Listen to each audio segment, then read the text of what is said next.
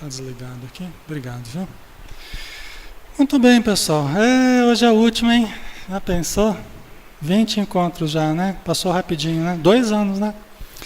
Estamos aqui de novo. Hoje a imagem parece que não está muito nítida, mas acho que vai dar para enxergar. É o 20º encontro, né, de autoconhecimento e noções para atendimento fraterno. Hoje nós estamos entrando no tópico a conquista de si mesmo, né? Nós conversamos no mês passado sobre os tópicos a planificação pela felicidade, as condições de felicidade e a felicidade em si mesma, né? Então, nesse mês, os nossos tópicos são outros, né? Deixa eu só falar aqui para vocês adiantar aqui. O que nós vamos tratar hoje? Nós vamos tratar da conquista de si mesmo, do ter e do ser e o homem consciente, tá? Vamos começar pelo homem consciente. Lembrando que nesse livro, que é o nosso livro-texto, o Ser Consciente, nós temos uma análise da psicologia transpessoal na visão espírita, né? Como a gente tem sempre ressaltado, tá? Existe a transpessoal, uma visão mais ampla assim, vindo de pessoas, de autores, né? Cursos que são dados e autores que escrevem a respeito dos estados alterados de consciência, né? Dos níveis superiores de consciência. Só que eles falam dentro de uma visão não espírita, vamos dizer assim. Tá? Não conhecem o espiritismo, muitos nem conhecem o espiritismo. A Joana de Anjos, ela deixa claro que a abordagem que ela faz é uma abordagem da transpessoal na visão espírita, né? Então, próprio para nós que somos espíritas, e nós podemos então entender mais facilmente a relação com o espiritismo, tá? Então vamos lá, o homem consciente, né? E a Joana de Ângeles, ela começa dizendo a respeito do Gurdjieff, do Ivanovich Gurdjieff, né? Que era um psicólogo russo, que ele influenciou muitas pessoas, influenciou muitos outros escritores, terapeutas, né? E ele falava a respeito do homem do queixo para cima e o homem do queixo para baixo, né? O que tem isso a ver com a gente? Nós podemos ser o homem do queixo para cima e podemos ser o homem do queixo para baixo. O homem do queixo para baixo, ele dorme, come, faz sexo, tem todas as funções fisiológicas, vamos dizer assim, mas ele não exercita muito o pensar de uma maneira mais profunda. Tá? Ele não entra nos significados profundos da existência. Ele não toma consciência propriamente do significado profundo da vida e do que ele está fazendo na Terra. Qual é a função da existência que todos temos, né? Então ele não exercita as funções superiores que nós podemos exercitar. O homem do queixo para cima, ele tem todas essas funções fisiológicas, mas ele também pensa. Ele também exercita as funções superiores. Ele exercita conhecer os significados profundos da vida. E por isso ele acaba expandindo a sua consciência e elevando o nível de consciência para o nível de consciência cósmica. Né? Vocês lembram que a gente falava dos vários níveis de consciência, né? Então, nós vamos atingindo o nível de consciência cósmica, né? Que é o nível de identificação com Deus, né? Com a consciência cósmica, que é Deus, com as leis que regem o universo, e por isso nós passamos a nos entender muito mais profundamente, e a nossa relação com Deus e com a vida, né? A reencarnação, através da reencarnação, nós vamos lentamente despertando para os valores éticos. Como é que era a nossa versão? Às vezes eu brinco com vocês, né? Como é que era a nossa versão 1500, né? A nossa versão 1000, 1.0, né? Como é que nós éramos No ano 500, não é? Depois de Cristo, como é que nós éramos 500 antes de Cristo? Ah, Alexandre, mas eu não sou tão velho assim. Será que nós não somos tão velhos assim, né? Dentro da doutrina espírita a gente entende que nós somos seres multimilenários, né? Nós temos milhares e milhares de anos, né? Tem aquela música, eu nasci, aqui há 10 mil anos atrás. Bota 10 nisso, viu? Coloca 10 nisso aí, tá? Então a gente vem se desenvolvendo eticamente. Nossa noção de bom gosto, né? As nossas noções éticas com relação ao bem proceder, nossa vivência em sociedade, tudo isso vem avançando. Vem avançando junto com o próprio avançar da sociedade, da ciência, das religiões, das filosofias, né?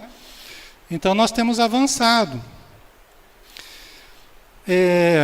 Só que nós nos deparamos nesse avanço ético, moral, em todos os sentidos, intelectual, que nós vamos avançando, nós esbarramos sempre nas distrações. As distrações. Então nós somos espíritos eternos, né? E a gente reencarna com propósitos elevados. Todos nós viemos num projeto de luz. Todos nós viemos dentro de um projeto de luz. Nós temos um projeto de luz. Tá? Todos nós, sem exceção. Outro dia me perguntaram se Hitler tinha vindo para fazer tudo o que ele fez. Eu falei que não. Todos nós viemos num projeto de luz. Certamente, ele tinha muito potencial. Certamente ele tinha muita influência, muita capacidade de persuasão. É inegável, né, pessoal? Capacidade de persuasão, inteligência, capacidade de realização. Certamente tinha um projeto de luz. Porque uma pessoa com tamanha capacidade não vem assim, sem um projeto mais bem elaborado, vamos dizer assim, melhor elaborado.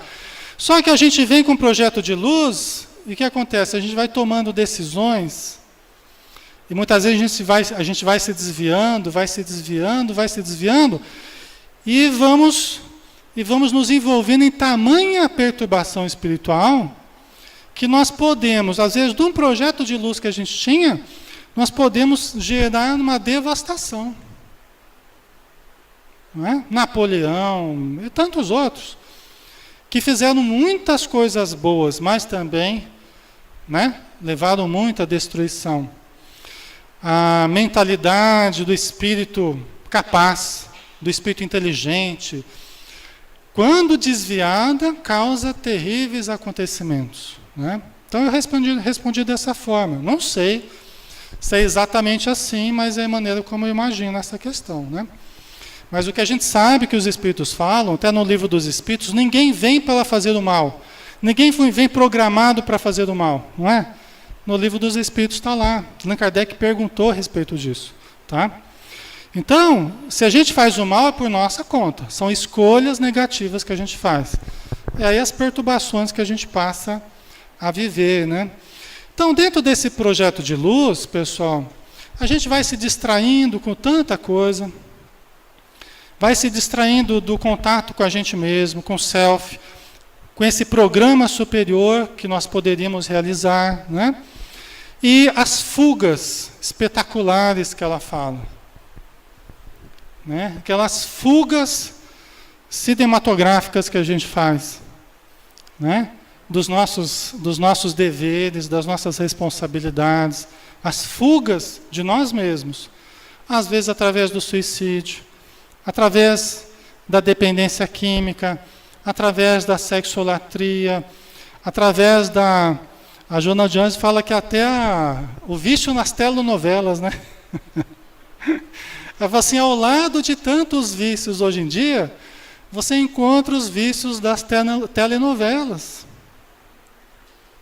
Né? Vocês não, aqui ninguém gosta ninguém gosta de novela, né? Mas o vício se torna um vício, o vício dos filmes. Ah, Alexandre, agora você pegou pesado, porque eles não podem nem assistir filme, mas pode assistir filme, tem filmes maravilhosos que a gente vê, né?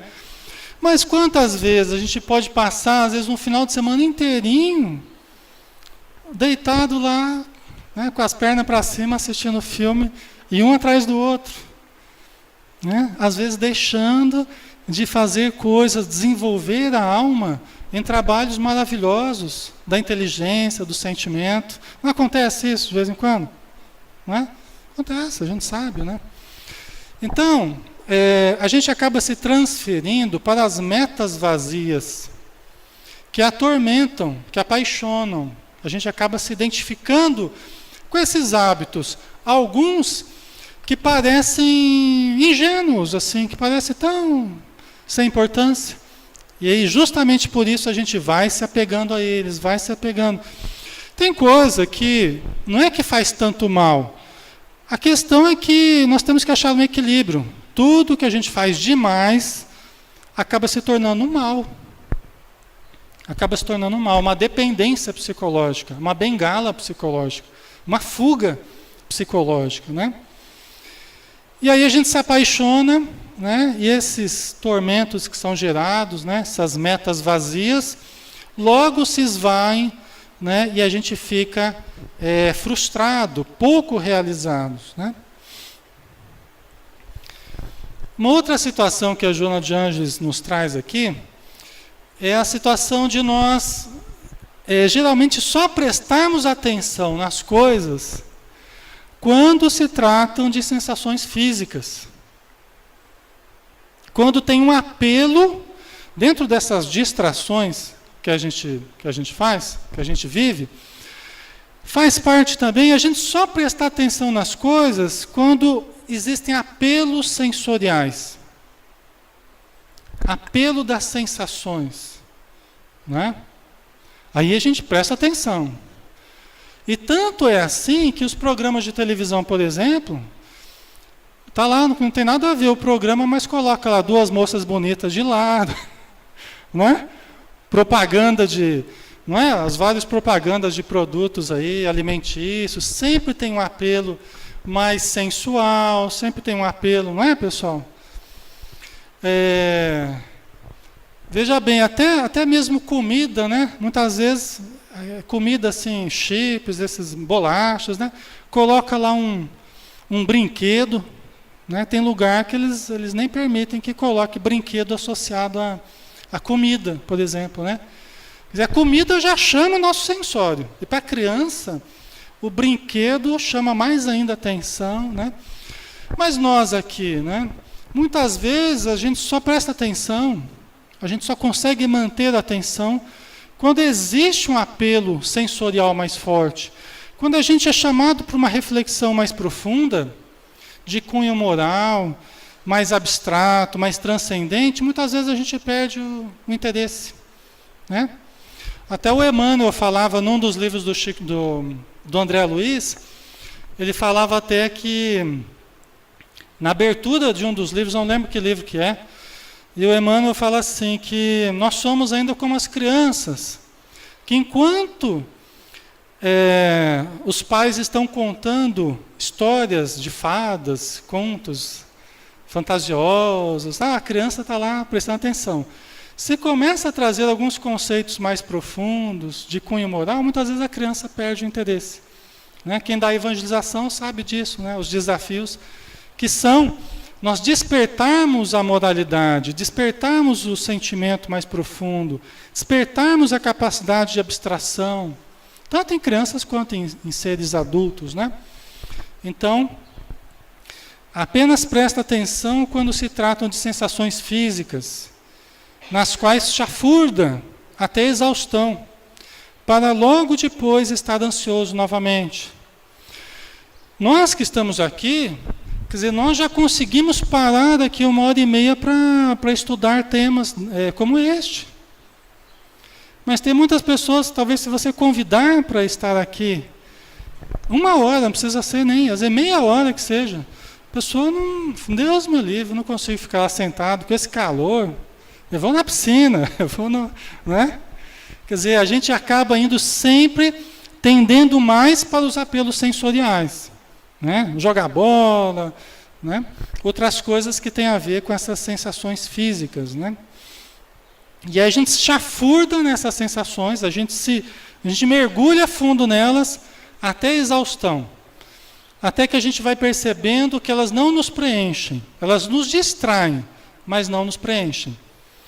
E aí quando a gente está cansado de tanto vazio, a gente começa a buscar outras metas existenciais. E começa a encontrar, né? Como essas que a gente tem trabalhado aqui, né? Quem quiser perguntar alguma coisa ou acrescentar, o Felipe está com o microfone ali atrás, é só erguer a mão que ele já leva para vocês, tá? O pessoal na internet também, se quiser colocar alguma dúvida para a Rossana, aí ela pede o microfone também, tá? Aí, acostumados ao imediato, não sustenta propósitos demorados. Então, logicamente, isso aqui não é o reflexo do homem consciente, né? Isso que a gente está falando são as dificuldades que nós temos ainda para nos tornarmos conscientes da nossa realidade, né? Então a gente está acostumado ao imediato. Como assim ao imediato? O que ela quer dizer com isso, imediato? O que vocês acham? O que a gente tem de respostas imediatas, por exemplo? Então, Alexandre, no caso seria o prazer. Sim, o prazer, né? Mas o prazer de que tipo? Que coisas, que respostas imediatas? O que pode ser para nós motivo de prazer imediato, assim? Uma resposta imediata. O que vocês acham? Comprar, né? Comer, não é? Dormir, tudo é rapidinho, sexo, né? Então tem muitos prazeres imediatos, você paga, você obtém, não é? Isso é tudo muito rápido. Então, hoje em dia, nós estamos muito acostumados com as respostas imediatas, né? Nós estamos muito acostumados. Hoje em dia, mais do que nunca. Você pega, por exemplo, essa questão dos videogames hoje, né? Que é um problema muito sério, seríssimo, né? Você tem o prazer imediato, respostas imediatas. Você passa de fase, você consegue tantos pontos, você morre rapidamente, começa de novo. Não é assim? É tudo muito rápido, tudo muito rápido. Isso vai gerando um circuito de gratificação interna. Nos nossos circuitos de gratificação, que existe em qualquer coisa, na questão do jogo também, essa gratificação bioquímica que vai virando uma dependência. Por que hoje é uma dependência terrível o jogo, não é? Seja de pôquer, seja de videogame, seja de qualquer forma, né? O jogo nunca esteve tão difundido quanto hoje. Por quê? Porque as pessoas vão buscando a sua compensação interna de prazer através dessas atividades. Assim como comer, assim como todas as outras de rápida resposta, né? E aí, só um pouquinho. E aí aquelas de resposta mais demorada, de atrasarmos o prazer para obtermos uma resposta a longo prazo, mas mais gratificante, mais profunda, mais saudável, a gente não consegue sustentar, não é? Fala, Eduardo, você ia comentar.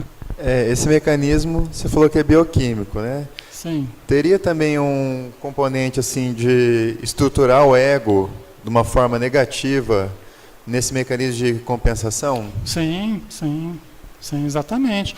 Na verdade, Eduardo, a questão bioquímica do sistema nervoso acaba sendo o resultado final disso, né? Acaba prendendo a gente a esse circuito de dependência, de gratificações internas, né? Mas no começo era justamente um problema apenas psíquico. A estruturação do ego, como a gente já falou.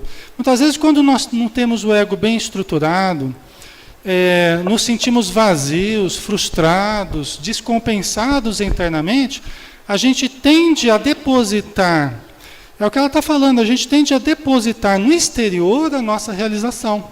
Por quê? Porque intimamente nós não nos sentimos realizados. E à medida que eu não me realizo, eu não me sinto gratificado. Lembra quando a gente falava da felicidade, que é uma busca muito mais ampla do que o prazer? Estruturarmos a nossa felicidade tem a ver com autodesenvolvimento, tem a ver com crescimento interior.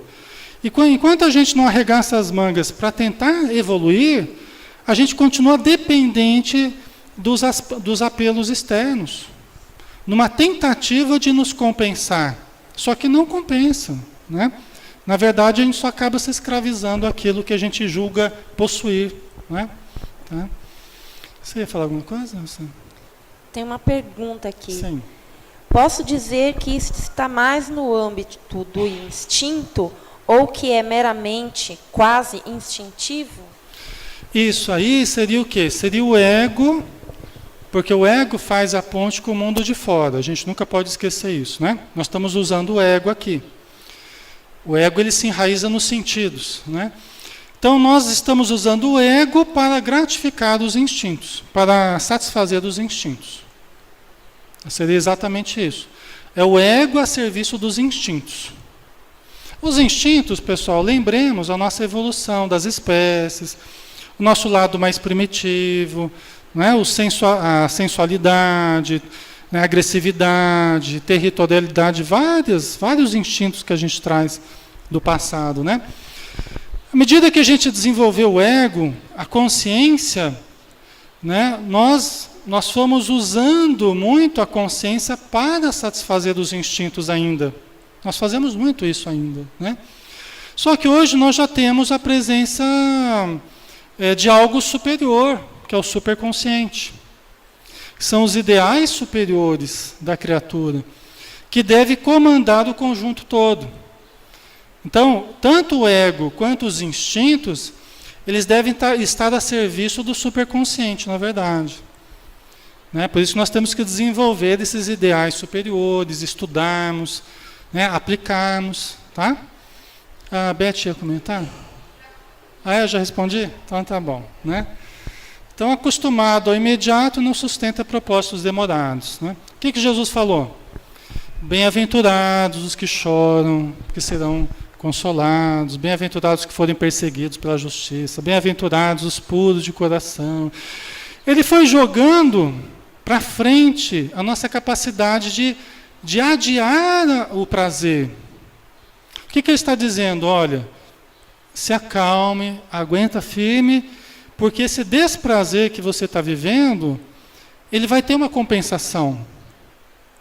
Na verdade, quando a gente começa a pensar de uma forma mais elevada, essa compensação já começa a existir agora mesmo. Não é? Porque quando eu começo a entender a vida de uma forma melhor, eu já sofro menos. Então eu já me sinto melhor comigo. Não preciso esperar propriamente desencarnar, né? Eu não preciso esperar ir para o céu, para o plano espiritual, para eu ser feliz. Né? Até o César Augusto fala isso no livro De Volta ao Passado, né? Porque até mesmo os espíritos, né, eles vão concluindo na vida espiritual, e o César chegou a essa conclusão, que passada a primeira euforia no plano espiritual, eles eram os mesmos que aqui na Terra. Né? Chega lá num plano melhor, né, do plano espiritual, tudo é alegria, tudo é bonito, tudo é novo, tal. Mas e aí? Passado algum tempo, eu estou do mesmo jeito. Eu sou o mesmo Alexandre. Então, ele fala isso até para dizer que a gente tem que procurar mudar agora. Não é ficar esperando, quando eu chegar no plano espiritual eu vou fazer tudo bem feito. Aí eu vou ser feliz, aí eu vou viver bem com todo mundo. Porque lá no plano espiritual é diferente. Não é diferente. De certo modo, não é diferente. Por quê? Porque nós seremos os mesmos. Né? Vai ser diferente se eu me fizer diferente. Né? Aí sim, né? Então a gente tem que começar aqui, né? Aí a Joana fala, né? Despertar significa identificar novos recursos ao alcance. Né? Despertar, estamos falando do homem consciente. O que é despertar? Né? Identificar novos recursos ao alcance. Se a gente está pensando assim, a gente só vê aquilo. Se a gente está pensando assim, aberto, amplo, nós começamos a identificar novos recursos. né? Começamos a trabalhar novos conceitos mais amplos. Começamos a identificar novos potenciais que existem em nós. Né? Descobrir valores expressivos que estão desperdiçados. Né? Quanto tempo a gente desperdiça? Quanta energia vital a gente desperdiça? Quantos relacionamentos a gente perde? Quantas oportunidades passam por nós e, por pura falta de percepção, nós não soubemos aproveitar. Falta de entendimento, não é? Falta de maturidade. Não é assim, pessoal? Quantas coisas já aconteceram na nossa vida? Não é? Mas tudo bem. Nós fizemos o melhor com o que nós tínhamos. Foi o que nós conseguimos fazer. Hoje podemos fazer um pouco diferente. Né? Hoje podemos aproveitar melhor tudo isso. E propor-se significados novos para a vida e antes não percebidos. Hoje, qual é o significado que nós damos para a vida? Talvez ajudar, aprender, melhorar-se, não é? Controlar-se melhor, não é? Acalmar-se diante de situações difíceis. No passado, quais eram os sentidos existenciais para nós? Mostrar que a gente era o melhor, submeter os outros, né? Ou ter status, né? Demonstrar que a gente tem posses, se sentir por cima das outras pessoas, me tornar conhecido, popular, né? Ter sucesso, aquele sucesso de fora. Talvez esses eram os nossos sentidos existenciais, os significados que a gente dava para a vida. Hoje é diferente, não é? Hoje é diferente. E a gente está mudando, né? Devagarzinho. Aí ela diz, o despertamento retira o véu da ilusão e faculta a percepção da realidade não fugidia, aquela que precede a forma e permanece depois da sua injunção. Quer dizer, o despertamento tira o véu que estava encobrindo, tira essa fumaça densa que estava tornando turva a nossa visão e a gente consegue enxergar com maior clareza. Né? Enxergar o quê? Qual ilusão que a gente tinha? As ilusões de vivermos uma única vida. As ilusões de sermos destrutíveis. Não é? Não é? A ilusão de termos que gozar a vida, aproveitar a vida, porque é uma só. Então a gente tem que aproveitar o máximo possível, porque é só uma. Então vamos fruir a existência, com toda a força e muitas vezes sem nenhuma responsabilidade. Né? Mas e quando a gente começa a interpretar a vida como sendo anterior ao berço e posterior ao túmulo, que existia antes do berço e que continua depois do túmulo. Aí já é diferente, né? Aí é diferente. Quantos espíritos a gente conversa nas reuniões mediúnicas que se encontram absolutamente frustrados por não terem conseguido se matar. Né? Chateados, tristes, desanimados por encontrarem a vida espiritual onde antes eles achavam que iam encontrar do nada. E o fim das suas angústias, das suas ansiedades, dos seus medos. E aí chegam na vida espiritual e vê que nada acabou. Tudo continua. E inclusive agravados os problemas. É fácil da gente entender por quê. Né? É difícil, né, pessoal? Difícil, mas é a realidade. Né? A gente gosta de falar sempre isso porque muitas pessoas ainda ficam às voltas com pensamentos de suicídio. É muito forte isso. Quando não suicídio direto, suicídio indireto. Através de atitudes autodestrutivas que a gente se permite cultivar frequentemente. Né? Então, é sempre bom a gente lembrar, os que chegam à vida espiritual na época certa é a minoria. os que programaram para chegar com 70 anos, 60 anos, 90 anos, no plano espiritual, e que chegam com 60, 70, 90 anos, é a minoria. Porque a maioria de nós acaba se identificando tanto com aquilo que é passageiro, mas a gente quer dar um ar de perenidade, né? de eternidade para aquilo que não vai continuar. O corpo, por exemplo. O culto ao corpo. Né? O corpo vai se desfazer. Nós devemos cuidar do corpo, zelar pelo corpo, mas não simplesmente cultuarmos o nosso corpo. Né? Não vivermos somente para o nosso corpo. Né? Então são algumas ilusões que a gente traz. Tá? E que devagarzinho a gente vai se desfazendo dessas ilusões. Estar desperto é encontrar-se partícipe da vida, estuante, tudo realizando com integral lucidez. Então aqui um conceito interessante, ela coloca vários conceitos do que é estarmos despertos. Aqui um desses conceitos é encontrar-se partícipe da vida estuante. O que ela quer dizer com isso? Em alguns momentos a gente não está participante da vida, né? Tem algum momento que a gente não está participante da vida? Não é? Tem momentos que a gente só quer se isolar, né? E não é um isolamento saudável propriamente, é aquele isolamento de não querer saber do ser humano, não querer conversar com ninguém, não estou para ninguém, não, né?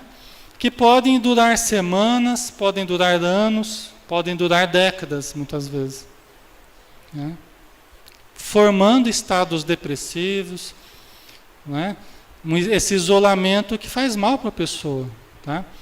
Então, é estar participando, estar consciente é se integrar na vida, é participar da vida. Né? É gostar de viver. Se a pessoa já não está gostando de viver, ela já não está propriamente consciente. Alexandre, mas eu não gosto de viver porque justamente eu entendo muito profundamente a vida, porque eu já li Marx, eu já li Nietzsche, eu já li Goethe, e eu vi lá já li Sartre, Sartre. Muita gente se matou por causa de Sartre, né? Né? Tem algumas coisas interessantes, mas dependendo como você lida com alguns conceitos de Sartre, você cai numa depressão profunda, né? Então a gente precisa tomar cuidado. Às vezes a pessoa acha que ela está desperta, porque ela leu vários autores importantes. Só que muitas vezes autores negativistas, né? Ou que a gente está interpretando de uma forma negativa, e a gente acha que a gente está lúcido, mas nós já não estamos interpretando a vida da forma correta.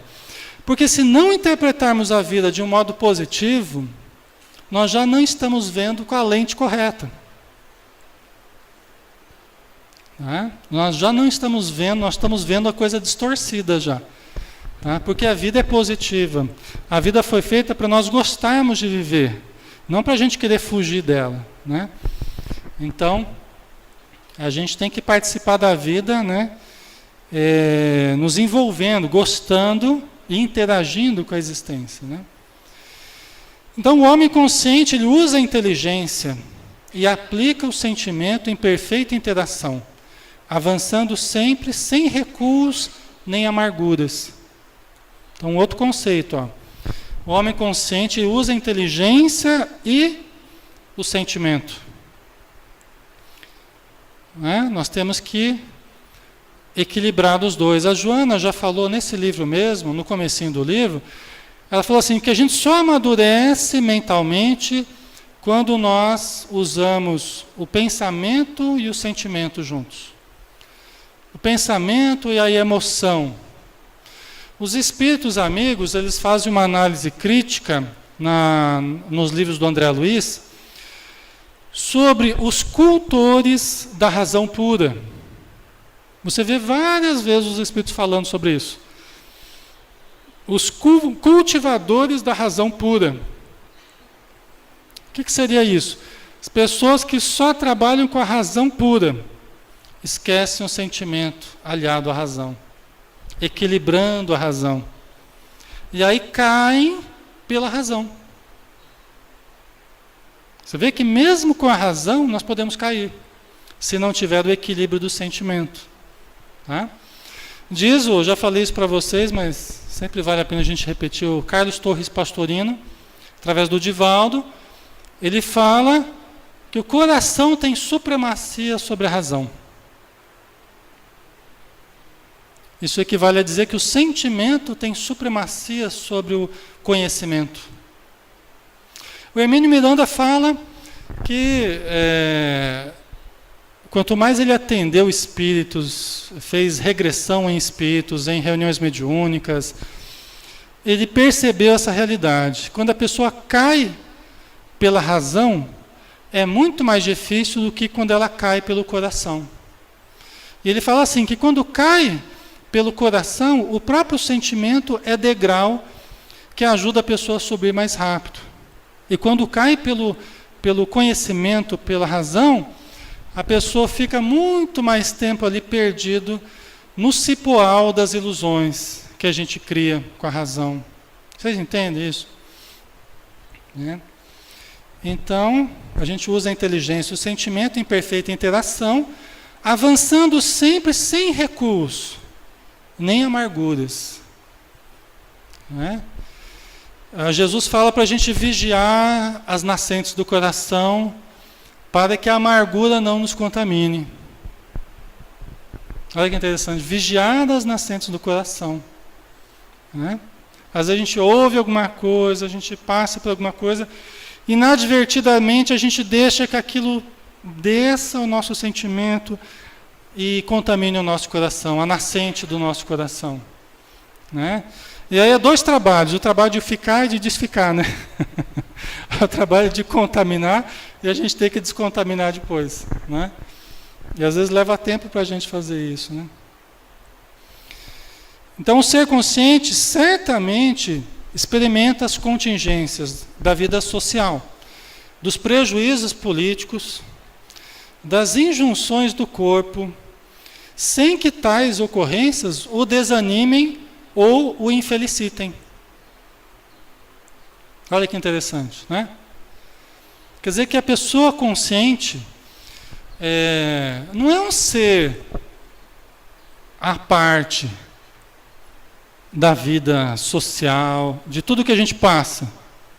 Nós podemos ser desses seres conscientes. É isso que ela está dizendo, Nós devemos nos tornar. Mas isso não quer dizer que a gente vai se ausentar da vida. Eu vou ficar alheio, eu não vou saber de nada, não estou sujeito aos problemas políticos, não estou sujeito aos problemas sociais, aos problemas do corpo, da doença.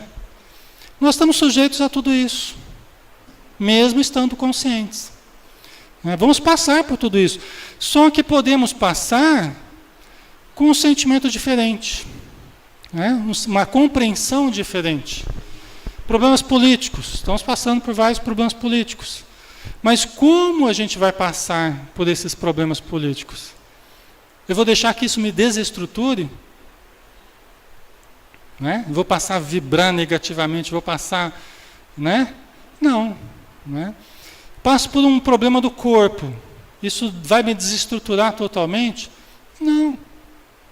O César Augusto, que escreveu através da minha mãe, no livro Céu Azul, ele teve um câncer. Começou no joelho, era daqui, morava aqui pertinho. Teve um câncer no joelho que em poucos meses se alastrou pelo corpo todo. Mas ele aproveitou esses meses de doença e leu, estudou bastante, refletiu bastante, padeceu o que tinha que padecer.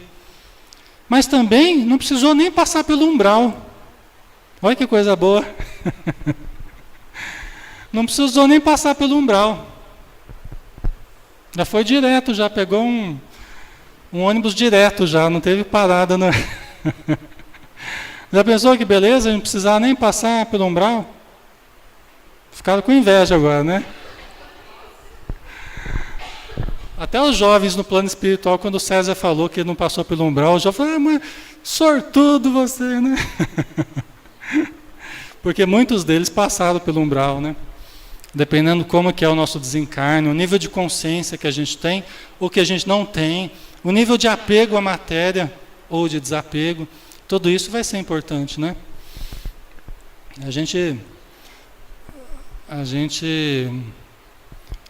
pode precisar mais tempo ou menos tempo para a gente eliminar os resíduos que a gente traz do mundo. Agora, se a gente puder ir eliminando esses resíduos aqui mesmo, já está bom demais, né? Puder fazer a nossa dieta espiritual, né? Por isso que Jesus falava em jejum e oração, né? O jejum dos maus hábitos e a oração do pensamento elevado. Essa que é a nossa dieta, né? Esse que é o nosso trabalho de melhoria, né? Então, consciente desses fenômenos, mais se afervora na busca da harmonia, conquistando novas áreas que antes permaneciam desconhecidas. Né? Quer dizer, conscientes de tudo isso, a gente vai buscando mais ainda a harmonia. A situação está difícil, temos que buscar a harmonia. Problema político, temos que buscar a harmonia. Né? Temos que amar cada vez mais. A situação está difícil, doença, problema na família. Eu preciso estar melhor, eu preciso me esforçar mais. Ao redor de mim, está havendo indisciplina, está havendo negligência, o meu exemplo está sendo fraco. Eu preciso dar um exemplo mais forte. Ok? Talvez vocês não concordem com isso. Mas a gente começa a ver os problemas em torno da gente. E a gente começa a ficar bravo com as pessoas, né? Você, não sei o quê. Mas na verdade o certo é a gente olhar para a gente e pensar assim, meu exemplo está sendo fraco. Eu fui colocado no meio dessas pessoas para dar um exemplo mais forte. Meu exemplo está sendo fraco para chamar a atenção delas para uma mudança. Vocês já pensaram nisso alguma vez? Pais, mães, amigos. Né? Então, o meu exemplo tem que ser mais forte. E aí, para pensar, a gente sempre vai ver o que é possível a gente mudar na gente, antes da gente ficar muito inquieto com os outros, ou com o comportamento dos outros. Né? A gente sempre vai ver, eu não falo de a gente ficar neurótico, ai meu Deus, não. Eu preciso então dar um exemplo mais eloquente. Que não é ficar me mostrando, não. Eu preciso realmente me fortalecer. Porque o meu exemplo ainda está pequeno. Ele está fraco. Não é? Tá? Então isso, se a gente não conseguir mudar ao redor, pelo menos a gente vai ter feito um belo trabalho com a gente mesmo. Concordam? A gente pode não conseguir, porque nem tudo depende da gente, obviamente, né? Depende do outro também. Mas se eu não conseguir alterar o outro, melhorar o outro, com um exemplo que eu possa dar, pelo menos eu vou ter me ajudado. Isso já vai ser excelente. Né? Tá? Então o homem consciente, ele age sempre lúcido, e cada compromisso que assume, dele se desincumbe em paz, sem a preocupação de vitória exterior ou mesmo de superação. Por que sem necessidade sem preocupação de vitória exterior ou mesmo de superação? Porque até mesmo esse pensamento, preciso me superar, muitas vezes vira na nossa cabeça, dependendo como a gente trabalha com isso, vira uma tensão que a gente se cobra excessivamente, às vezes, né?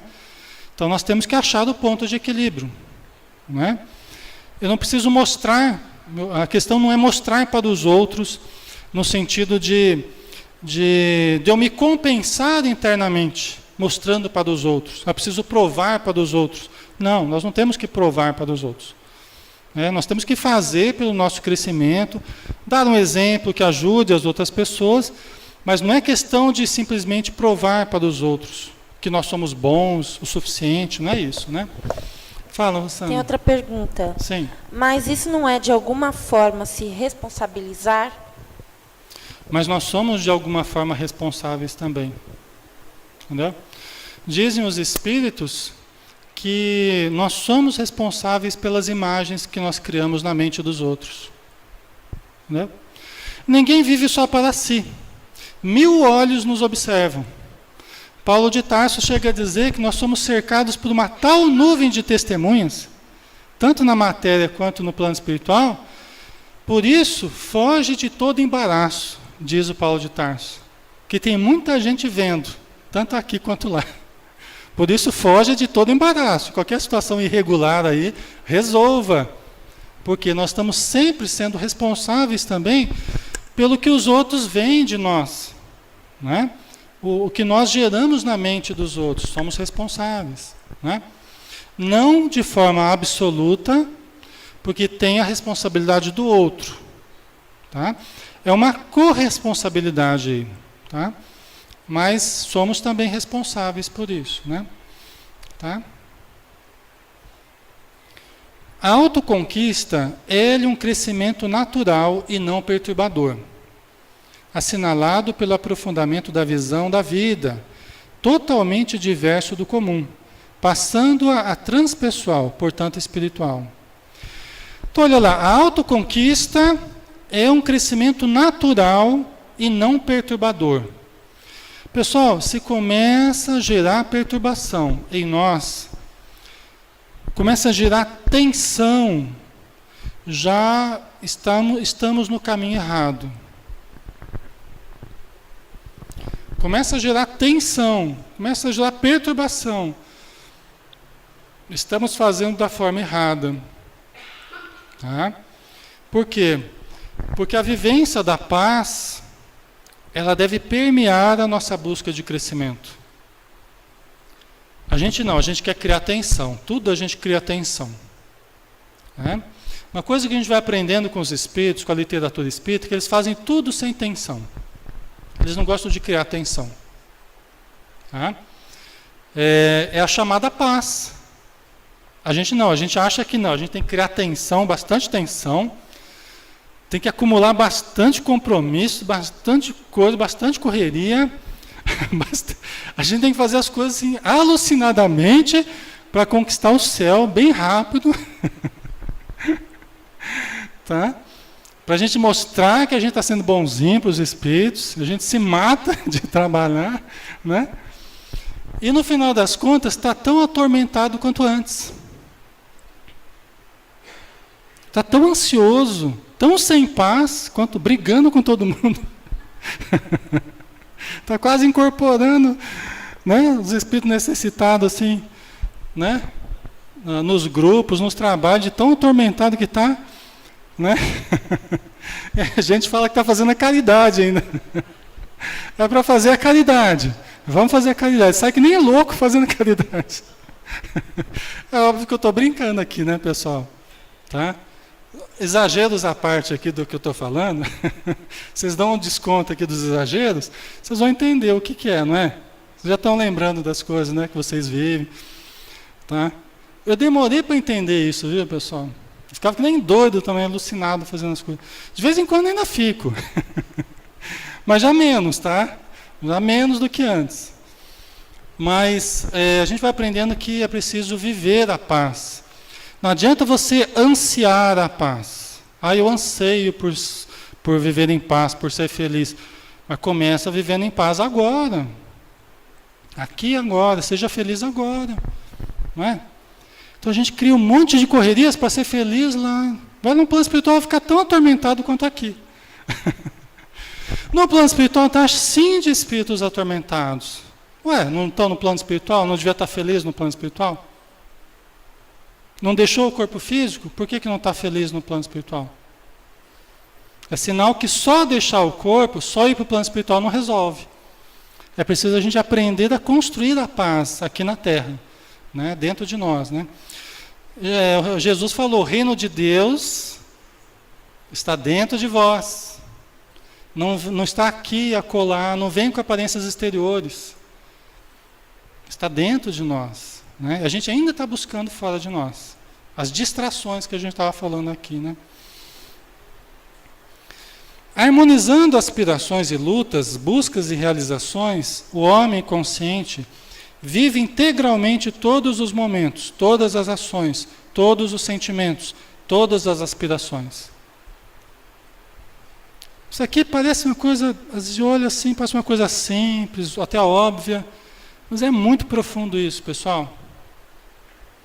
Olha, o ser consciente, harmonizando aspirações e lutas, o que eu quero, o que eu devo, o que eu posso, o que eu preciso, né? Esses verbos todos que a gente tem que harmonizar, a gente tem que equalizar esses verbos. O que eu quero, o que eu posso, o que eu devo, né? O que eu preciso. Então a gente tem que equacionar, equalizar esses verbos aí, né? As nossas aspirações e lutas. Eu quero muito, mas faço pouco. Vou precisar muito. Estou sempre precisando. Ai, precisa fazer isso, precisa fazer aquilo, precisa. Por quê? Porque quer muito e pode pouco. Então a gente tem que aumentar o nosso poder e querer um pouquinho menos também. A gente tem que, né, dosar a coisa, né? Então o homem consciente vive integralmente todos os momentos. É aqui que a gente está? Então vamos viver o aqui. Né? Vamos viver o aqui. Vamos nos tornar presentes. Né? Oi? O budismo fala muito, né? Então, tem várias vertentes interessantes que lembram a importância de vivermos o aqui e agora. Ah, Alexandre, mas o Espiritismo fala da gente pensar no futuro, na vida espiritual. Sim, né? Mas nós temos que fazer por onde? No aqui e agora, e concretizando essa vivência mais harmônica, agora. Porque se a gente ficar muito ansioso, se, machuca muito a gente. Aí se acontecer isso, e se acontecer aquilo, e a gente fica criando suposições, e fica criando, que nos deixam ansiosos, e nos tiram do momento presente. Então nós temos que nos colocar, nos posicionar no aqui e agora. E sentirmos o nosso corpo, sentirmos as vibrações que estão aqui agora. Né? Já pensou a gente entrar num lugar como esse, cercado, permeado de espiritualidade, e a gente não sentir nenhuma vibração boa? Ah, Alexandre, eu me senti mal lá. Caramba! Fui tomar passe, me senti tão mal. Né? Pode acontecer, por vários fatores, né? Até por uma presença que a gente está sentindo, aí atende o espírito, a pessoa melhora, tudo, né? Mas eu falo dessa nossa capacidade da gente se abrir para essa sintonia superior. Cada um de vocês tem um espírito protetor, eu também. Né? Vamos sentir mais esse espírito protetor, vamos nos aproximar mais dele, né? Vamos receber a vibração que ele nos proporciona, né? Então, só que para isso a gente tem que se permitir se abrir, né? E às vezes a gente se protege tanto e fica tão tenso e cultiva tensões, né? Aí não percebe nem... Você sabe que quando a gente fica muito tenso, às vezes a gente sente alguma presença negativa, a gente fica meio apreensivo, não é? Não gosta nem de se concentrar para não sentir a presença. Só que a mesma precaução que a gente usa para não sentir a presença negativa, a gente acaba não sentindo a presença boa também. A gente acaba não sentindo também as vibrações boas. Por isso que a tensão é contrária ao prazer, é contrária a essa sintonia elevada. Os Espíritos nos ensinam, a gente tem que relaxar, respirar, limpar o pensamento, acalmar as emoções, né? Ou mentalizar coisas boas. É preciso que a gente se entregue. Tensão não adianta, né? Oi. Olha lá, Felipe, corre aí, Felipe, corre. Mas Estela, senão o pessoal não vai saber a pergunta. Fala aí. Bom, primeiro a respeito dessa preocupação e ansiedade da vida futura, é consequência da vida presente. Então, nós temos mesmo que nos preocupar com o que nós podemos fazer agora, né? Certo. Eu penso assim.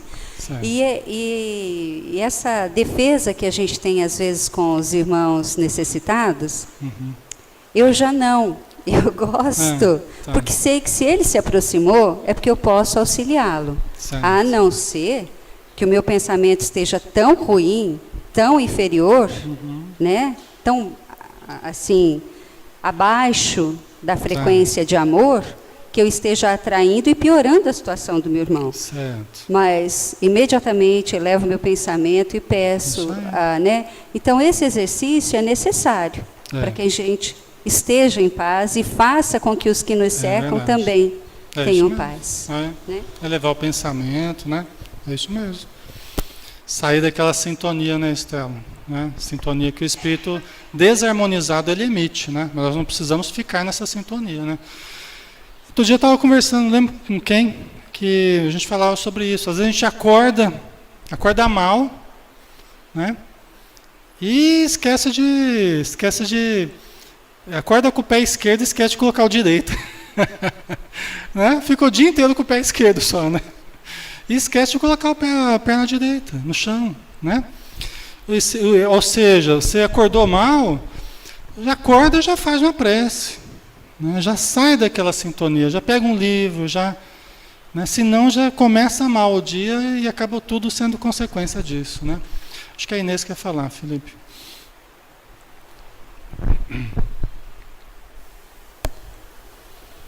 Olá, Inês. Boa tarde.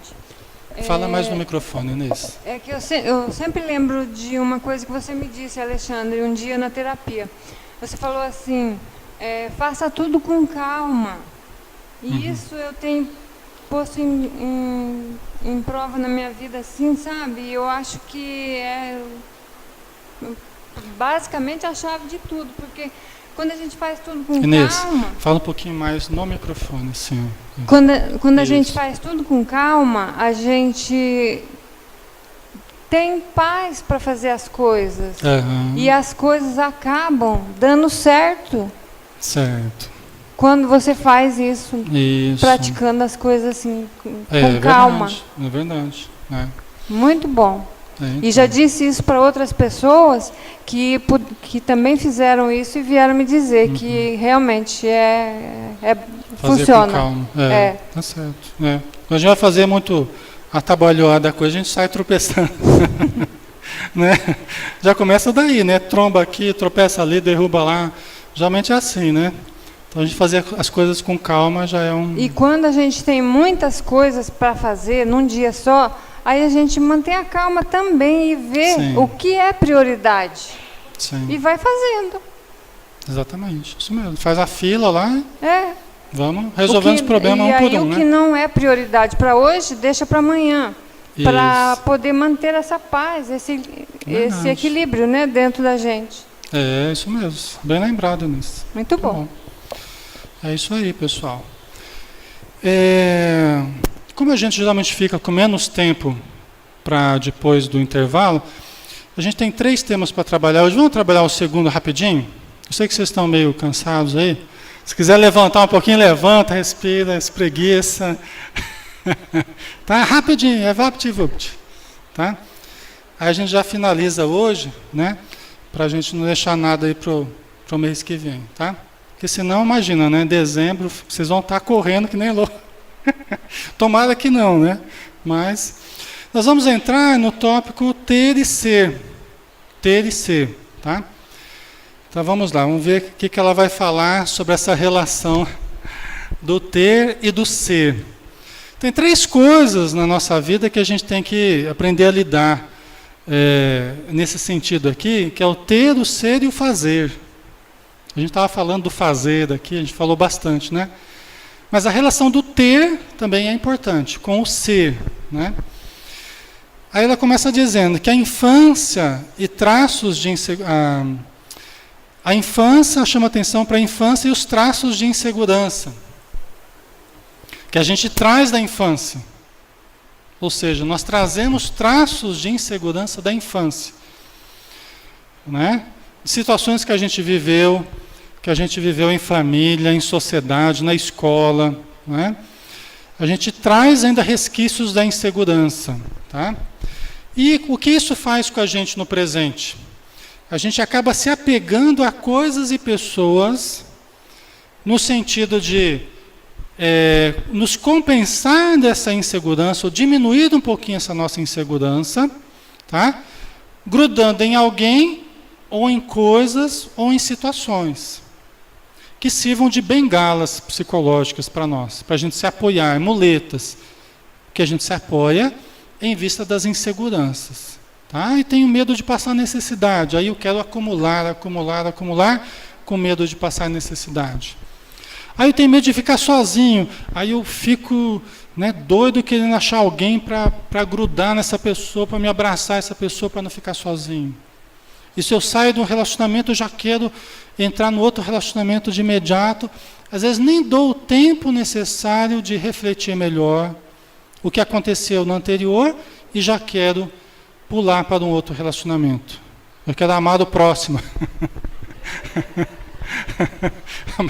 Mas não é assim que fala o Evangelho, viu, pessoal? Não é esse amar o próximo, não é o próximo da fila. É amar o próximo que está mais próximo, que é o próprio que você está querendo dispensar, né? É amar o próximo mais próximo, né? E a gente acaba rejeitando a gente mesmo, né? Quer dizer, eu grudo nos outros porque eu não me conheço, porque eu não me desenvolvo, né? Não me preencho.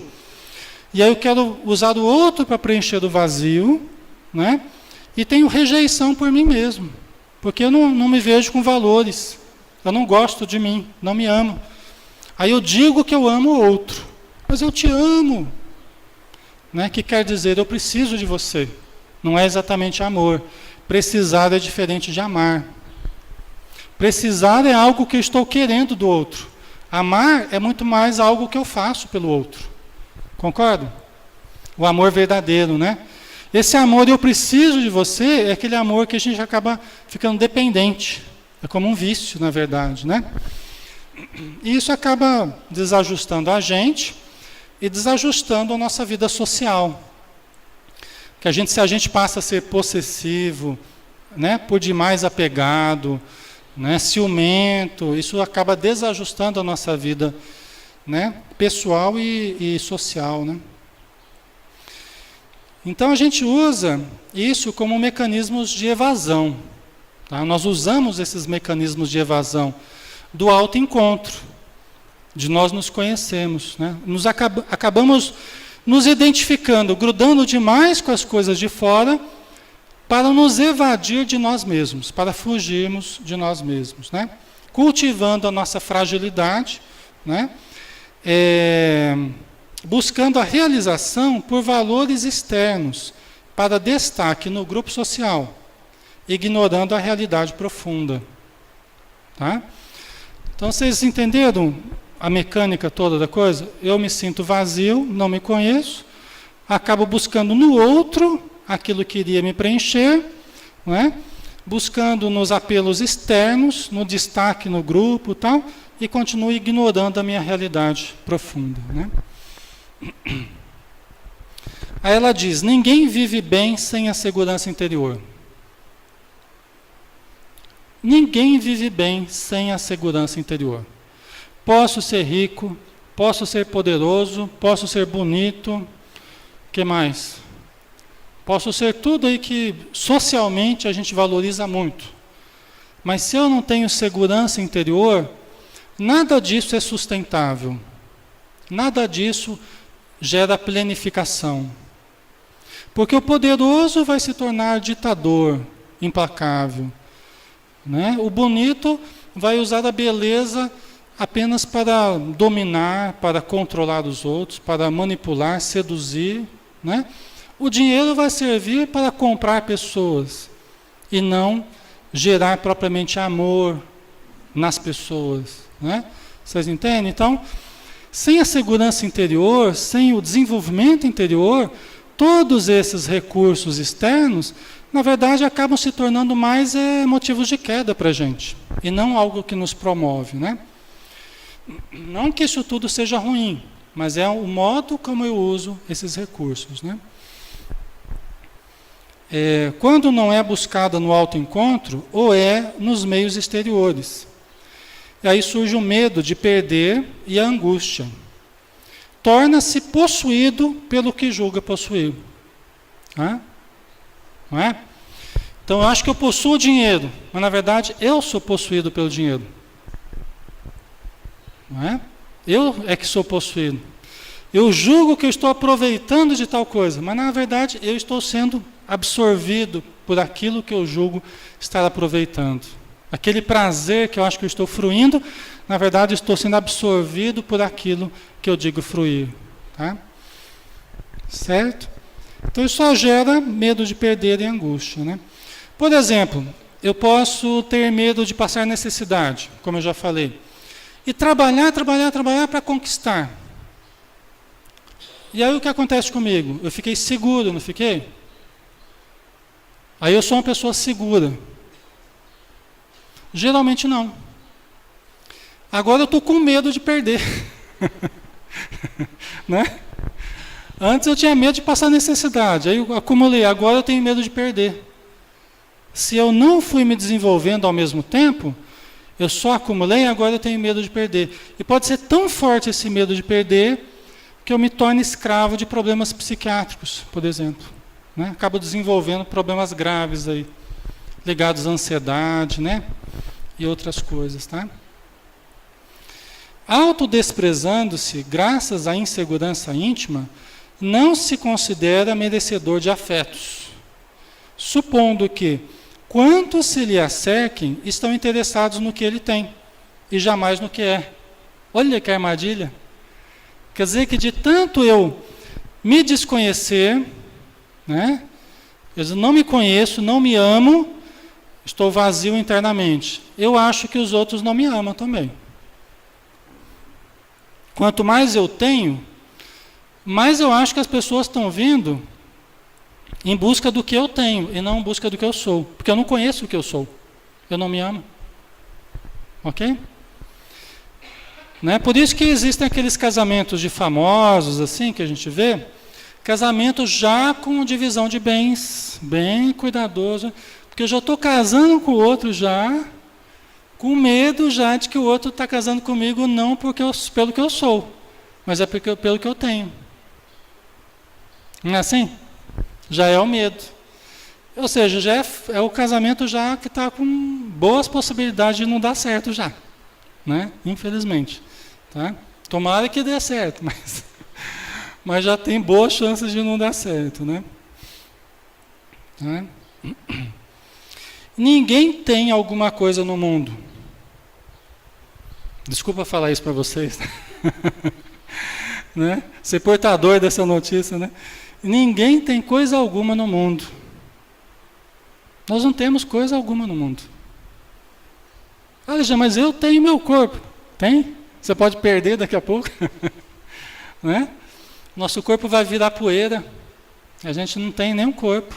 É emprestado, é uma máquina que foi emprestada que nós vamos ter que devolver ao patrimônio da vida. Sim, mas eu trabalhei duro e tenho dinheiro. Mas pode acontecer uma mudança qualquer aí que você venha a perder. Quando morrer, por exemplo, você não vai poder levar o dinheiro. Não é? E aí? Né? Então, é sinal que nós não possuímos de verdade. Né? Então, mas eu tenho uma boa esposa, eu tenho um bom marido. Será que tem? Será que a gente tem a posse? A pessoa que está com a gente hoje, na encarnação seguinte, ela pode estar com outra pessoa. Fala, Alexandre, agora? Agora nós vamos brigar.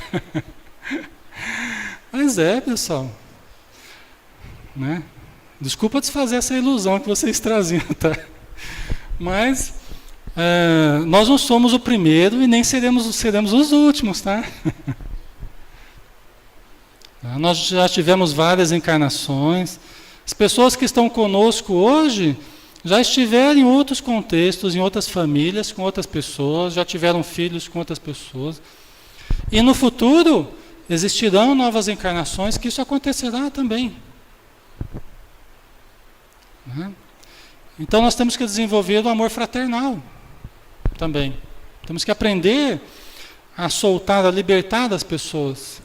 Nós não somos donos dos filhos, não somos donos do nosso cônjuge, não somos donos dos pais. Né? São ilusões que a gente traz, né? A incessante transformação vigente no cosmos, tudo altera a cada instante. E o vivo de agora estará morto logo mais. É com tranquilidade que ela fala, né? O vivo de agora estará morto logo mais. Né? Logo mais assim, mais para frente, pessoal. Não é agora não, né? O dominador torna-se vítima. O corpo se dilui, os objetos passam de mão. Né? Quantos donos de fazendas, donos de escravos no passado não muito distante, né? Hoje estão presos a situações difíceis, passando por situações de miséria, né? Passando por várias situações familiares, físicas difíceis. Não apenas da época das fazendas, da escravidão, mas de todas as épocas da humanidade, né? Nós somos esses seres históricos. Nossa vida já mudou, já passamos em vários países, por várias situações, né? Então, existe essa dinâmica na vida.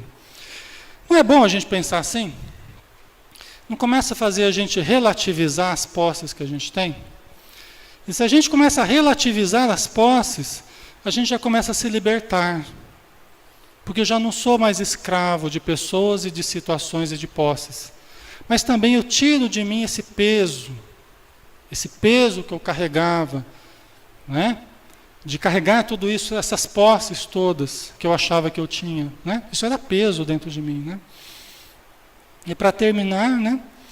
O objetivo da vida humana parte do ponto inicial no corpo, a infância, e cresce sem perder o contato com a sua realidade original, ser transcendente que é.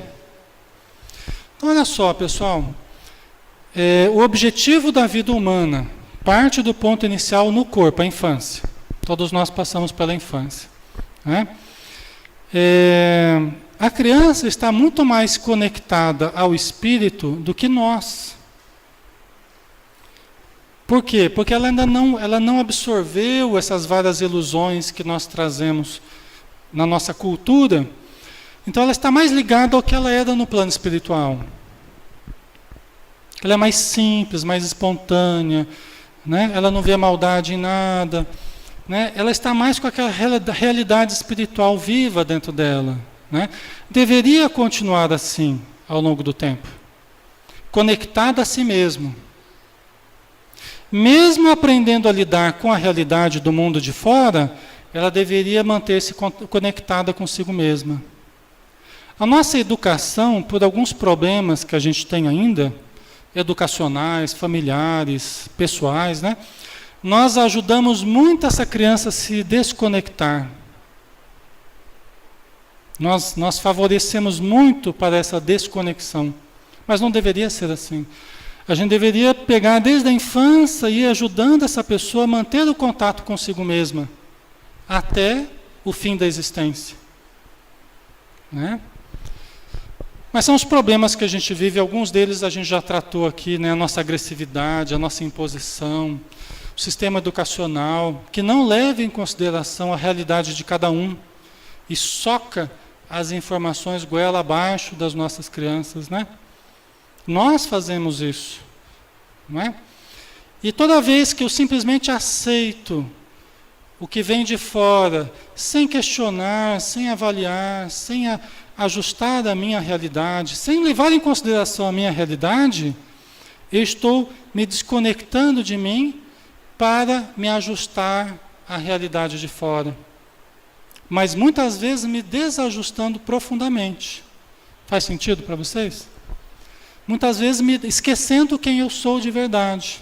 Eu acabo fazendo o que o outro quer e esquecendo o que eu realmente preciso, né? Isso deveria ser uma constante na nossa vida, esse autocontato, né? E aí a gente não teria tanto problema com o ter como a gente tem, né? Que a gente se desconecta, não se conhece, não se aprofunda, e aí começa a usar as coisas para preencher o vazio que foi criado pela desconexão. Legal, né? É o que a gente faz, né? É o que a gente faz com a gente. Pessoal, tinha só o finalzinho aqui, desculpa, enganei vocês aí. Então, ser consciente de si mesmo é a meta existencial, conseguindo o auto-amor que desdobra a bondade, a compaixão, a ação benéfica em favor do próximo. Seria diferente do ter, né? É o ser consciente, né? É a meta existencial, né? Então, conseguindo o auto-amor, porque se eu me conheço, é mais fácil de eu me auto-amar, né? E se eu me amo, eu posso amar os outros também, sem posse, sem escravidão, né? Acho que o Eduardo ia falar, né? Alexandre, nesse tópico ter e ser, em relação àquela passagem, né? As traças não roem, os ladrões não roubam e a ferrugem não corrói. Certo. Eu queria que você fizesse uma colocação do que a gente tem de legítimo, de fato. Tá. Jesus falou, né? Para a gente não colocar o tesouro, nosso tesouro, onde os ladrões roubam e as traças roem, né? E colocado onde não acontece nada disso, né? Onde a gente mantém esses tesouros intactos, né? A pessoa pode até ser rica, a pessoa pode ter poder, pode ter beleza e tudo que a gente falou aqui. Mas o mais importante é que haja esse autoencontro, haja esse amor, essa autodescoberta e essa harmonização interior. Se a gente faz isso, nós estamos colocando o nosso tesouro, que é dentro de nós, o reino de Deus está dentro de nós, né? Naquilo que realmente nos planifica. E aquilo que vai conosco com a morte do corpo. Né? Quer dizer, morre o corpo, mas eu levo esse estado de planificação. Né? Isso, nada vai desfazer. A harmonia que eu gerei legitimamente dentro de mim, ela não será desfeita, né? Pela mudança de estado vibratório. Né? Eu vou continuar harmonizado. Né? Agora, caso contrário, é tudo muito volúvel, é tudo muito passageiro. Né? É como as traças que roem, quer dizer, o tempo se desfaz, é como bolha de sabão, é como castelo de areia. A gente cria ilusões e logo vem a onda e desfaz as ilusões. Né? Então eu creio que seria isso, né, Eduardo? No meu modo de... Felipe, acho que meu pai também.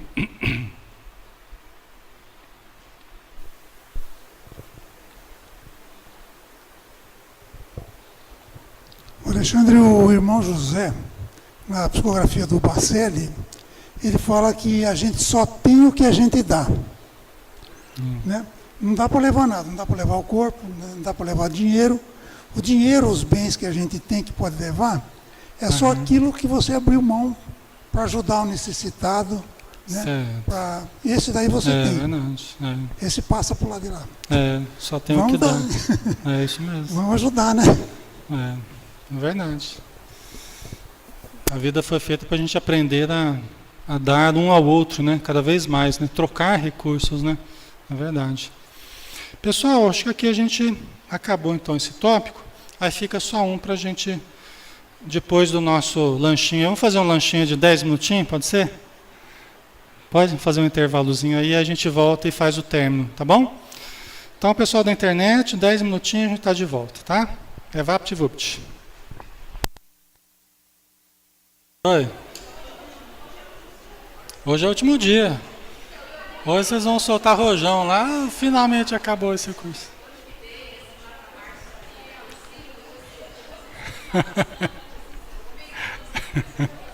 No meio do ano começar outra? Vamos ver, vamos negociar aí a espiritualidade. Ai. Vamos lá então, né, pessoal? O nosso último tópico do livro, do curso, né, dos 2 anos que a gente fez aí. Então, vamos lá. Então, a conquista de si mesmo, né? Para a gente finalizar, né? E a Joana de Anjos diz, então, a aquisição da consciência demanda tempo e esforço humano, tornando-se o grande desafio do processo da evolução do ser, né? O livro Ser Consciente, né?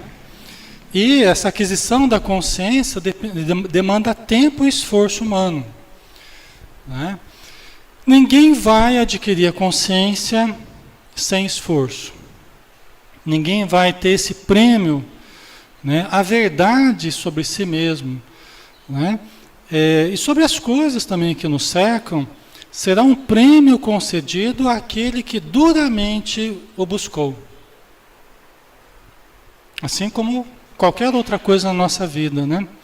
No campo do espírito, principalmente, no campo da consciência, principalmente, nós não traímos a lei. Com tantas outras coisas, a gente consegue muitas vezes, né,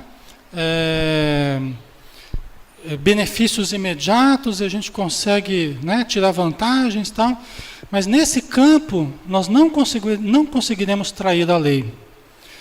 Né? Será um prêmio concedido à consciência, à aquisição de consciência, àquele que duramente buscou.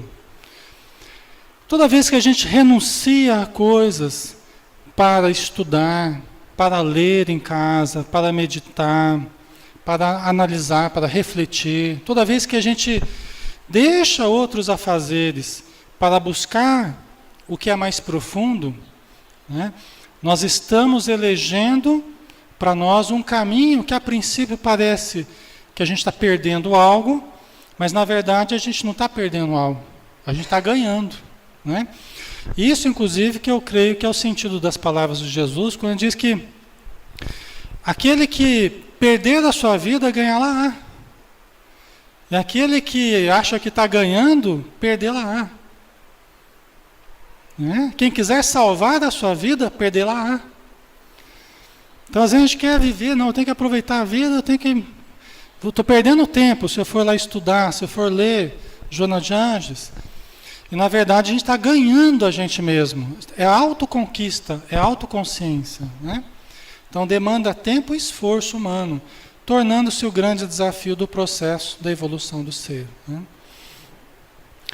O discernimento do bem e do mal, do certo e do errado, e as aquisições ético-morais aparecem como se fosse um medrar espontâneo da essência divina, de que é constituído o espírito. Olha que interessante, o discernimento do bem e do mal, o que é certo, o que é errado, o que é bom, o que é ruim, né? O que é moral ou não, ético, antiético, né?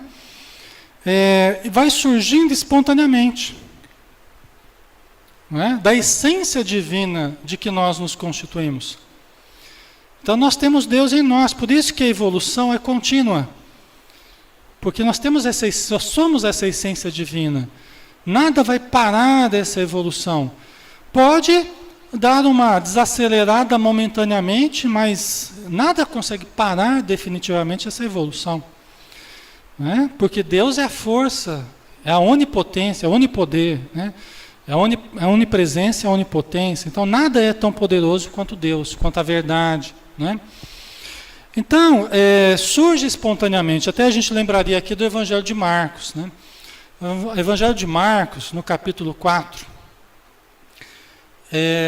quando Jesus começa a falar, ele fala da parábola do semeador e fala, aqui que eu vou comparar o reino dos céus. E é muito interessante, porque fala assim, olha, aqui que eu vou comparar o reino dos céus. Olha, o reino dos céus é como um agricultor que lançou sementes à terra.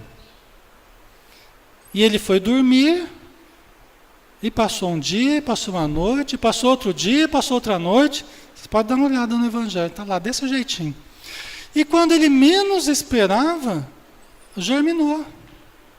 A semente germina. É lógico, nesse mesmo capítulo, ele fala que quem semeia, semeia a palavra. Então, essas sementes são os conceitos, né? Essas palavras que vão germinando dentro de nós. A terra é o nosso inconsciente. É o nosso ser profundo, tá? Que vai se desenvolvendo espontaneamente. Nós temos feito isso ao longo dos milênios, dos milhares de anos, né? Todavia, o aprimoramento e a profundidade desses valores dependem do empenho, do interesse e das realizações de cada um. Não é? Então aquela semente germina. né? Inclusive no Evangelho fala assim, na Bíblia, né? No Evangelho de Marcos, fala assim, porque a terra por si mesma frutifica. Primeiro a semente, depois a planta, né? Aí a espiga, né? Então fala de um jeito lá que eu não me lembro exatamente, né? Mas ele vai dando essa progressão daquela sementinha que vai germinando e aí surge a espiga, né? Então é progressivo, mas muito importante o empenho de cada um. Por quê? Porque a pressa é nossa, né? Vamos dizer assim. Se vai demorar muito, olha, já, mas eu estou sofrendo muito. Então o empenho tem que ser maior. A busca tem que ser mais intensa, mais intensiva. Mas a gente vê que toda a busca que a gente faz nesse sentido, ela é premiada. Ela é gratificada. Eu nunca vi uma pessoa buscar, sinceramente, as coisas boas, o autoconhecimento, a espiritualidade, a prece, o passe, a leitura, a caridade, e não melhorar. Eu nunca vi isso acontecer. O que acontece é que às vezes a pessoa começa e para. Às vezes porque ela quer a coisa imediata, né? E nem sempre é tão imediato assim como a gente viu no campo do espírito, né? Tem coisa que é imediato, tem coisa que você começa, só de fazer uma prece você já sente o benefício. Só de fazer uma meditação você já sente o benefício. Só de pegar um livro já muda a nossa vibração. Eu sinto isso, eu pego um livro para ler, aquilo parece que eu sinto já uma energia já me envolvendo, é como se acendesse alguma coisa, né? Então os espíritos ficam ali aplicando passe, a gente se sintoniza, né? Cadê o microfone? Sumiu meu microfone. Aqui, olha lá, Estela. Aqui, então o Fernando, nosso novo cameraman, sem câmera. Será que esses vários estágios da planta não seria também os vários graus de evolução da humanidade? Ah, sim. É isso, né? É isso aí. Também. São os vários níveis de consciência, os vários níveis de evolução da criatura, é exatamente isso, né? Então, depende do nosso interesse, né, pessoal? Quanto mais nós investirmos neste campo, mais rapidamente a gente se torna feliz, a gente se planifica, tá? Isso não são apenas palavras, não. Isso é real, é realidade na nossa vida, né? Só que precisa ter esse empenho, esse investimento de tempo, de energia, né? E aí que às vezes as pessoas não querem se empenhar exatamente, né? E aí acaba querendo levar a mesma vida que vinha levando e querer resultados diferentes, né? A gente sabe que não dá certo. Não dá certo. Você querer resultados novos, você tem que fazer coisas novas, né? Você pode ter uma estrutura que gera doença. E você pode ter uma estrutura que gera saúde. Ora, para eu sair de uma estrutura que está gerando doença e ir para uma estrutura que gere saúde, eu preciso mudar, né? Mudança de hábitos. Muito da terapia não deixa de ser mudança de hábitos. Hábitos mentais, emocionais, hábitos de vida que a gente tem, né? Mudança de hábitos, tá? Muito bem, então vamos lá. Percebendo-se instrumento da vida, que faz parte da harmonia do universo, o indivíduo supera a raiva por ausência do ciúme e não compete para destruir, mas trabalha para fomentar o progresso, no qual se engaja e se realiza, né? Então, pessoal, a gente vai, quando nós nos vemos nesse universo fragmentado, e tudo fragmentado, as ciências fragmentadas, as religiões fragmentadas, as filosofias, nós, nessa separação que nós achamos que nós temos das pessoas, né? Não vemos o ponto de ligação, né? Muitas vezes vivemos a raiva, as religiões umas com as outras, as disputas, né? Essa ilusão de separação faz muitas vezes que surja a luta, né? Entre indivíduos, entre países, entre... Não é? A ilusão da separação. Ilusão por quê? É uma das ilusões que a gente tem. Porque, em verdade, nós nos irmanamos numa grande teia de relações, de pensamento, de energias, não é? Dentro do organismo divino. Como dizia Santo Agostinho, né? Parafraseando Paulo de Tarso, né? Que em Deus vivemos, nos movemos e existimos. Né? Quer dizer, nós estamos mergulhados em Deus, somos filhos do mesmo Pai. Né? Nós somos irmanados nessa filiação aí de Deus, e todos temos potenciais incríveis. Né? Eu não preciso do que é do outro, a inveja, o ciúme, as disputas egoísticas, nada disso se justifica, né, na verdade. Então, quando a gente começa a perceber que a gente faz parte da vida, da harmonia do universo, né, a gente vai vendo que nós somos irmãos uns dos outros. Por isso que Jesus falou que ninguém ama a Deus sem amar ao próximo. E ninguém ama ao próximo sem amar a Deus. Por quê? Porque é essa ligação que existe entre nós, que faz com que seja viável, né, nós amarmos a Deus amando o próximo, porque Deus está no próximo também. Como é que eu vou amar a Deus se eu não amar o próximo? Né? Como é que eu vou amar ao próximo sem amar a Deus? Se eu não acho que o próximo é meu irmão. Né? E Deus está nele também. Né? Então tudo isso se encaixa. Né? Então a gente vai superando a raiva, o ciúme, né? E não compete para destruir, mas trabalha para fomentar o progresso. A vida não é mais um campo de batalha, mas é um campo de cooperação. E quanto mais nós cooperarmos, para eu estar bem, não precisa que o outro esteja mal. Para que eu me sinta melhor, às vezes é assim que acontece. Para eu estar bem, o outro tem que estar mal.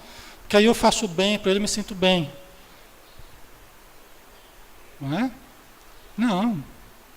Eu tenho que ajudar as pessoas a ficarem bem e eu vou conviver com elas bem. Na família acontece muito isso. Vocês já perceberam que às vezes quando o irmão está mal, os outros ficam todos felizinhos. Vocês já viram isso, né? Fica todo serelepe. Aí quando o outro fica bem, aí os outros ficam mal-humorados. São as disputas que a gente sabe que existem, né? Os ciúmes, tal, a gente sabe que tem. Quando um tem uma conquista, os outros fecham a cara. Mas é bem isso mesmo que a gente está vendo aqui, né? Acho que estimular e ensinar a todos a se sentirem fortalecidos quando um está bem, os outros todos também, né, ficarem felizes, isso é legal, né? Trabalhar por isso, né? Em qualquer atividade, competitiva ou não, o inconsciente desatrela a insegurança infantil, ali adormecida. E surgem os conflitos, a infelicidade, a desconfiança desastrosa. Né? Então, olha o que acontece muitas vezes, né? Em alguma atividade competitiva ou não, às vezes é competitiva, às vezes não é. Né? Mas o nosso inconsciente, quando a gente traz a infância ainda presente em nós, os conflitos da insegurança infantil, né? Surgem esses conflitos e a infelicidade, a desconfiança. Né? Surgem nas nossas vidas, mesmo sendo adultos como nós somos, muitas vezes a gente age como criança. Né? Surge a nossa insegurança lá, da criança que nós somos ainda no nosso íntimo. Né? Então acaba desatrelando essa insegurança infantil. Né? Graças, porém, à reencarnação, o progresso do ser é imperioso, inevitável, e os mecanismos da evolução se expressam trabalhando e promovendo a níveis de patamares cada vez mais elevados, até quando o ser, liberto dos conflitos, conquista os sentimentos que canalizará na direção de novas metas, que alcança realizando-se, planificando-se. Tá? Então, olha só, aqui, o que ela está dizendo, inclusive, acho que é o final aqui. Tem mais um pedacinho só. Né? Que sintetizando tudo, né, a reencarnação, né, ninguém poderá ver o reino de Deus, o reino do céu, se não nascer de novo. Né? Então Jesus já falava isso, né? Na conversa com Nicodemos, Jesus já tinha chamado a atenção para isso. Nicodemos era um fariseu que foi procurar Jesus, né? No meio da noite, na calada da noite, e perguntou para Jesus, né? Como é que podia fazer para alcançar o reino dos céus, né? E Jesus falou que ninguém alcançará o reino dos céus se não nascer de novo. Só aquele que nascer da água e do Espírito poderá ver o reino dos céus, né? O Espírito sopra onde quer. Ninguém sabe de onde veio nem para onde vai. O que procede do Espírito é Espírito, o que procede da carne é carne. Olha a distinção que ele faz, né? Nós não somos corpo, nós somos o Espírito que estavam aí. Ninguém sabe de onde veio nem para onde vai. Mas aí se junta o Espírito cria-se um campo, né? Na fecundação, cria-se o campo. Junta-se o Espírito com a célula ovo, ou zigoto, no útero materno, ou na trompa de Falópio lá, né? Ali dá-se a primeira junção do Espírito com o corpo. A partir de então, a célula ovo vai caminhar para implantar-se na parede do útero, vai se implantar ali como uma sementinha e vai começar a crescer. Dentro da água. Só aquele que nascer da água e do Espírito. Né? Juntando o Espírito com o elemento material, com a água. Né? Olha que coisa, né? E vai viver 9 anos dentro da água. 9 meses, né? 9 anos... Aí é demais, né? 9 anos. É bravo, hein? As mulheres já pensou 9 anos. Para algumas seria bom, né? Porque falam tão bem da gestação, ficava em estado de graça, né? 10 anos em estado de graça. Estou brincando, mas é interessante, né? E a gente dentro do útero materno, fazendo toda a recapitulação das espécies. Porque é o que acontece. O desenvolvimento do embrião é a recapitulação de toda a evolução. Se a gente pegar num certo momento o embrião do ser humano, o embrião de um réptil e de uma ave, por exemplo, num certo momento não tem diferença nenhuma.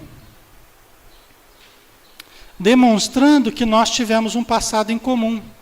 Isso a ciência sabe, isso é matéria de biologia. Por isso que quando Nicodemos falou assim, mas Senhor, como é que pode um homem grande já entrar no ventre da sua mãe? Né? Como é que pode uma pessoa grande entrar na barriga da mãe, no útero materno? Né? Aí Jesus falou assim, Nicodemos, se você não souber, se você não entender quando eu falo das coisas da terra, como é que você vai entender quando eu falar das coisas do céu? Por quê? Porque isso é matéria de biologia, não podia falar que é de biologia e tal. Matéria de cursinho, Nicodemos. Né? Não podia falar assim porque Jesus tinha uma ciência que ultrapassava toda a condição da época, né? Obviamente. Mas eram leis materiais, era a lei da reprodução, da evolução das espécies e tudo mais, né? E o Nicodemos era um sábio, um doutor da lei. Então ele tinha que conhecer essas questões materiais, né? A ciência secreta dos judeus é uma ciência de muita sabedoria. O Emmanuel fala, inclusive, no A Caminho da Luz, né? Da ciência secreta dos judeus. Né? Mas, enfim, né? Então, graças à reencarnação, a gente vai conseguindo superar as nossas frustrações, as nossas distrações, as nossas inquietudes, né? A gente vai subindo os níveis de consciência que nós já estudamos, né? Os vários, até chegar ao nível de consciência cósmica, tá? Patamares cada vez mais elevados, até quando o ser liberto dos conflitos conquista os sentimentos que canalizará na direção de novas metas, que alcança realizando-se, planificando-se, né? Então a gente vai soltando todo aquele peso morto, né? Aquele peso que nos prende, né? Todos os hábitos, conceitos negativos, atitudes infelizes que têm nos prendido há séculos, né? Nessa roda de samsara dos hindus, né? Essa roda de causas e efeitos, a gente sempre errando e sempre tendo que reparar e reencarna, e desencarna, reencarna, desencarna, e não consegue se libertar. Então nós vamos nos tornando cada vez mais capazes de nos libertarmos, né? E para terminar, Jesus afirmou que se poderia fazer tudo quanto ele fez, se quisesse, bastando empenhar-se e entregar-se à realização. Tudo que eu faço podereis fazer, e muito mais. Tudo que eu faço, Jesus falou isso, né? Tudo que eu faço podereis fazer, e muito mais. Né? Dá o que pensar, né? Se tudo o que ele fez nós poderíamos fazer, se não estamos fazendo, é porque nós temos um caminho a percorrer ainda. Um caminho de amadurecimento, um caminho de desenvolvimento, um caminho de conhecimento, né? De purificação interior. Mas é viável, é possível e nós vamos trilhar, estamos trilhando, né? Para tanto, necessário seria a fé em si mesmo, nos valores intrínsecos que seriam desenvolvidos a partir do momento da opção. Quer dizer, quando a gente decide por fazer a coisa acontecer, né, eu quero ser feliz, eu decido por ser feliz, eu decido por me desenvolver, eu decido por aprender.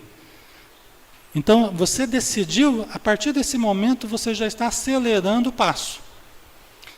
Você já está caminhando resolutamente para alcançar o que Jesus falou, né? Que tudo que ele fez nós poderíamos fazer também. Né? Para isso, o que é preciso? A fé em si mesmo. Acreditarmos mais em nós.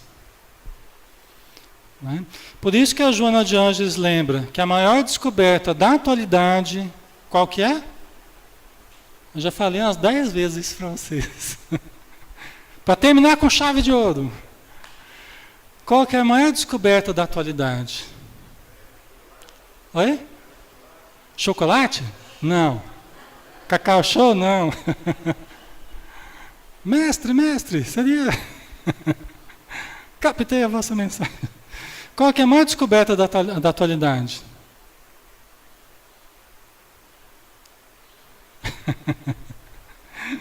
Vamos lá. A gente não vai sair daqui hoje se não descobrir. Né? Olha só, se a fé em si mesmo, aqui é basilar aqui para todo esse processo. Né? Acreditar nos valores intrínsecos, hein? Olha só. A pista, hein? Olha a pista. Né? Acreditar nos valores intrínsecos. Intrínseco dentro de quem? De nós. Então, qual é a maior descoberta da atualidade? A descoberta do self. do self. É a descoberta do Deus interior. Tá? É a descoberta do Deus interior. Do self, né? Conhecido como self. A Joana de Ângeles usa o ser profundo, o eu divino, o eu cósmico, o eu crístico, o Deus interno, o espírito imortal, o espírito eterno. Tudo isso ela usa como sinônimo dessa única realidade, do Deus interior. A maior descoberta da atualidade é a descoberta do Deus na criatura. São palavras dela. Por quê? Porque a gente passa a acreditar mais em nós. Ora, se Deus está em mim, por que cultivar baixa autoestima? Por que cultivar insegurança? Por que cultivar medos, apreensões, inquietudes? Se eu sou eterno, indestrutível, se eu tenho a potencialidade divina dentro de mim, nada de ruim, de fato, pode ocorrer comigo. Tem um bichinho aqui que está... Já está correndo algo de ruim aqui.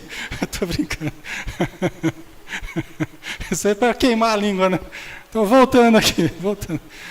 Mas né, pessoal? Tudo que acontece é passageiro. Né? Somos criados... Somos criados... Nem o bichinho aqui vai me tirar a paciência. Somos criados para a felicidade, somos criados para a plenitude. Ah, mas eu errei muito. Aquele espírito errou muito. Foi um tirano, errou muito. Não importa, vai ser feliz. Vai se planificar. Vai ser feliz. Vocês estão encucados com o bichinho aqui agora, né? Todos nós seremos felizes. Agora, mais rápido ou menos rápido vai depender de cada um de nós. Do quanto que nós vamos investir nessa melhora, nessa autodescoberta, ou quanto tempo nós vamos ficar presos às distrações, esquecidos da nossa essência divina. Todos os nossos males são advindos do esquecimento de quem somos. Quem disse isso foi Barbara Ann Brennan. Tem aquele livro Mãos de Luz. É verdade. Todos os nossos males são advindos do esquecimento de quem somos. A gente tem que fazer o caminho de volta para casa. Lembrar quem nós somos. É a volta do filho pródigo. Entrando em contato com o self, com a sua realidade divina. Ok? Então vamos lembrar. O objetivo dela aqui, trazer-nos a consciência. Então espero que tenhamos colaborado pelo menos um pouquinho mais com esse despertar da consciência. Bom? Pessoal, vamos fazer a prece final então, para a gente terminar. Nós vamos então agradecer a Jesus por mais essa oportunidade, pelo curso que estamos terminando. Agradecer por toda a ajuda que tivemos, por todo o amparo da espiritualidade, pelas intuições, pela proteção, pelo estímulo, para que nós vencêssemos todas as dificuldades e pudéssemos concluir a nossa atividade. Obrigado, Senhor. Envolva-nos em Tua radiância, para que de retorno aos nossos lares possamos continuar sentindo a mesma paz que sentimos. Possamos manter a luz acesa do nosso interior e continuarmos seguindo os Teus exemplos e os Teus ensinos, Senhor. Muito obrigado por tudo. Que a Tua luz permaneça conosco. Que assim seja.